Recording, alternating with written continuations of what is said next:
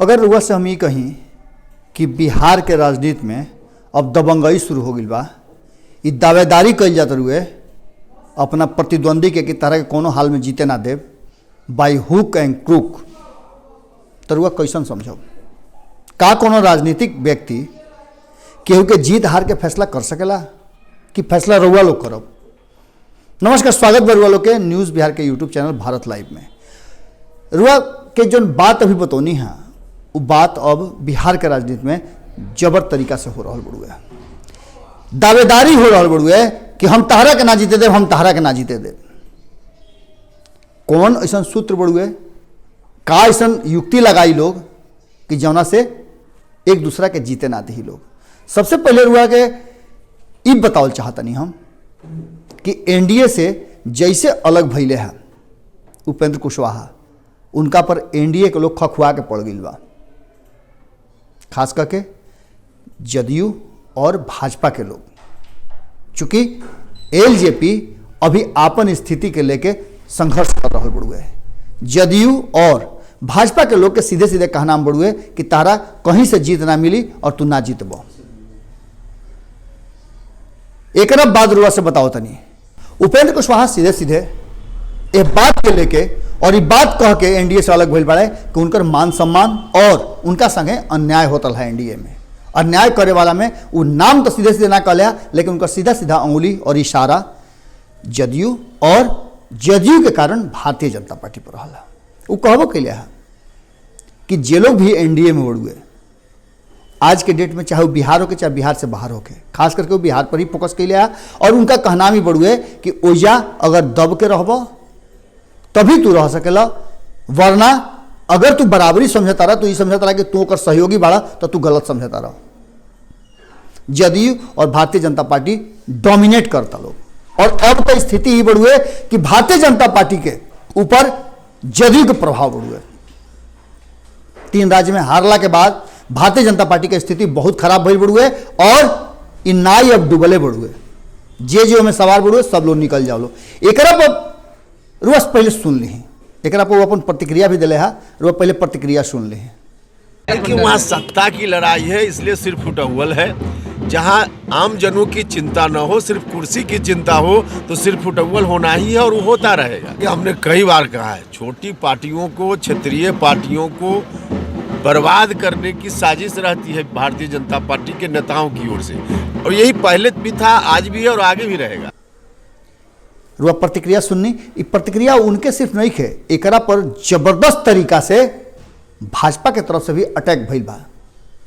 Bharatiya Janata party के बिहार प्रभारी यानी बिहार अध्यक्ष, भारतीय जनता पार्टी के बिहार के अध्यक्ष जौन बाड़े, वो सीधे सीधे उपेंद्र कुशवाहा के टारगेट कैले है और ई कहले है कि जौन सोच के उगल बाड़े वो कभी पूरा ना हुई, नरेंद्र मोदी के चलते वो चुनाव जीत ले। ये बात कितना सच बड़ुए और नरेंद्र मोदी जी कैसे चुनाव जितवावे ले, ये बात वो कैसे कह सकेले? कोई भी ये कैसे कह सकेला कि हम चुनाव जितवा देनी? चुनाव जनता जितवावेली, जनता के वोट से कोई चुनाव जीतेला। कोई नेता, कोई मंत्री या कोई नाम चुनाव ना जितवा सकेला। राजनीति में बहुत कुछ कहल और सुनल जाला, लेकिन बात करे में वो बात के स्तर के ध्यान रखे के चाहिए और संगे संगे जौन बात कहतनी ओकर वास्तविकता, ओकर परिणाम, ये सब पर ध्यान रखे के चाहिए। चुनाव प्रचार नरेंद्र मोदी जी वहू 3 राज्य में कैले रहे हैं, जौन 3 राज्य से भारतीय जनता पार्टी के सफाया हो गई बुढ़ुए, काहे ना जितवा दिले है।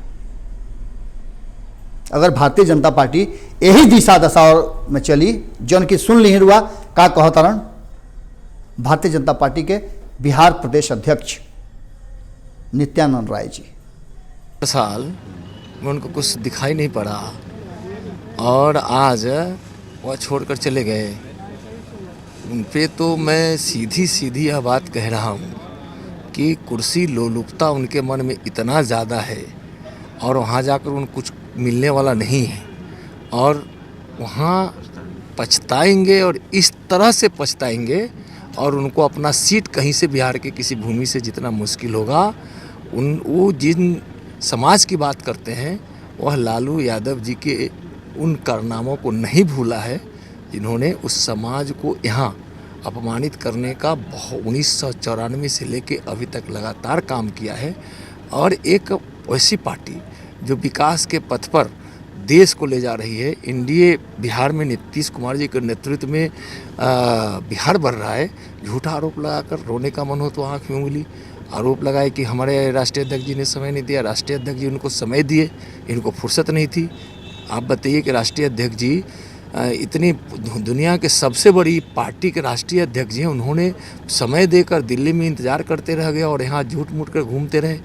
लगातार उनके कारनामों पर हम लोग कुछ बोलते नहीं थे, लेकिन हमेशा अनावश्यक बातों को कहना, टिप्पणी करना, जिस विभाग के स्वयं मंत्री रहे हैं भारत सरकार में, उस विभाग की भी निंदा करना, बिहार सरकार की निंदा करना, कामों की निंदा करना, तो क्या उपेंद्र कुशवाहा जी को ऐसा बिल्कुल नहीं करना चाहिए। उन्होंने बिहार के विश्वास के साथ धोखा दिया, यहाँ की जनता को धोखा दिया, यहाँ के समाज को धोखा दिया है और आगे आने वाले दिन में खुद इसका परिणाम वो भोगेंगे।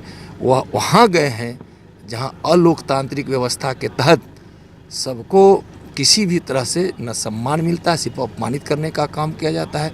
मैं तो कहूँगा उपेंद्र जी को हम भोगेंगे। वह वहाँ गए हैं जहाँ अलोकतांत्रिक व्यवस्था के तहत सबको किसी भी तरह से न सम्मान मिलता है, सिर्फ अपमानित करने का काम किया जाता है। मैं तो कहूँगा उपेंद्र जी को कि 1994 में जो गांधी मैदान में लौह कुश सम्मेलन हुआ था और उस समय श्रीमान लालू जी ने उस लौह कुश समाज के लिए जो शब्द का उपयोग किया था, उस शब्द को याद करें। अपमानित वहाँ से समाज हुआ था, वहाँ से बिहार अपमानित हुआ था। भारतीय जनता पार्टी ने, एनडीए ने तो उनको सम्मान दिया, हमेशा सम्मान दिया और उसका वो मजाक उड़ाते रहे।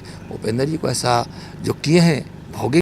रुआ नित्यानंद राय जी के बात सुन लेनी, अब रउआ फैसला करी कि ई घमंड बढ़ुए, बड़ बोलापन बढ़ुए, या फिर अपना प्रतिद्वंदी के नीचा दिखावे वाला प्रक्रिया बढ़ुए। भारतीय जनता पार्टी अगर यही रास्ता से चली तो शायद हो सकेला जौन स्थिति नजर आ रहा बढ़ुए, ऐसे कि कहल जाता कि फलदार वृक्ष हमेशा झुक जाला। आगे देखे के हुई कि भारतीय जनता पार्टी के जौन कर्ता धर्ता कोर टीम के मेंबर बाड़े, वरिष्ठ लोग बढ़ुए, वो ये सब बात पर कैसे विराम लगाते हुए और बिहार सहित देश के जनता के 2019 के चुनाव में कैसे समझावत हुए। फिर कोनो खबर लेके हाजिर होकर, तब तक निहोरा बरुआ लोग से कि अपना भारत लाइव के धड़ाधड़ सब्सक्राइब करवाई। सब रुआ मित्रता सूची में जितना लोग बढ़ुए एक खाली निहोरा जरूर करी। अब तक जे लोग जौन जौन गणमान्य व्यक्ति सज्जन नहीं सब्सक्राइब के लिए, वहाँ सब ऐसे सब्सक्राइब करवा दी और संगे संगे घंटिया जरूर दबा दे, जैसे रुआ लोग के सब समाचार मिलत रुए वहाँ सभे लगे जाई। बतियावल चाहतनी या जुड़ल चाहतनी हमने से, तो नंबर बढ़ुए 72 777 65 303 7277765303। एक साथे साथे ईमेल आईडी बढ़ुए editornewsbihar@gmail.com। एगो वृत्तांत बढ़ुए। अब आज से हम एगो नया कड़ी शुरू करतनी। खूंटा ठोक के तो शुरू हो गई बा, खूंटा ठोक के रुआ के बात एगो बताओ तनी। काल एगो शुभ चिंतक हमरा के फोन कैले, वो एक ही बात उ कहले जौन बात सीधे सीधे बिहार के राजनीति पर, बिहार के सरकार पर और अभी के परिप्रेक्ष्य में बढ़ुए कि खाली चुनावे खातिर लोग नेता लोग तैयारी करी कि हमनियों खातिर तैयारी करी। जनता जीताई या हराई, ये नेता लोग अब की हाली जे जकरा जकरा उखमजल बढ़ुए उस सब जना बिहार से बहरी खेदाई। गोड़ लागत नहीं। हमारे फेसबुक पेज को लाइक करें, ट्विटर पर फॉलो करें न्यूज़ बिहार लाइव, और साथ ही साथ हमारे यूट्यूब चैनल को सब्सक्राइब करें। सब्सक्राइब करने के बाद बेल आइकन दबाना ना